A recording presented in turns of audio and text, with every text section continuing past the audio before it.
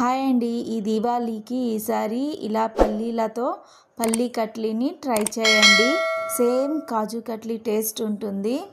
First అయితే ఒక కడాయిలో 1.5 కప్ వరకు పల్లీలు వేసుకొని మంచిగా ఫ్రై చేసుకోవాలండి లో ఫ్లేమ్లో. పల్లీలు మంచిగా ఫ్రై అయిన తర్వాత పొట్టు తీసేసి ఒక మిక్సీ జార్లోకి వేసుకొని అందులో 1/2 కప్పు వరకు కొబ్బరి తురుము కూడా వేసుకోవాలి.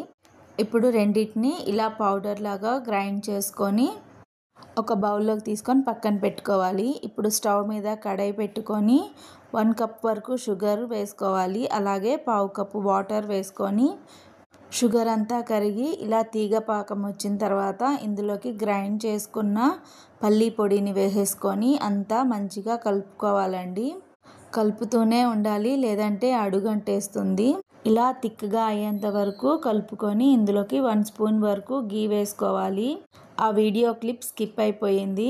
వెంటనే స్టవ్ ఆఫ్ చేసి 1 మినిట్ వరకు కలుపుతూనే ఉండాలి.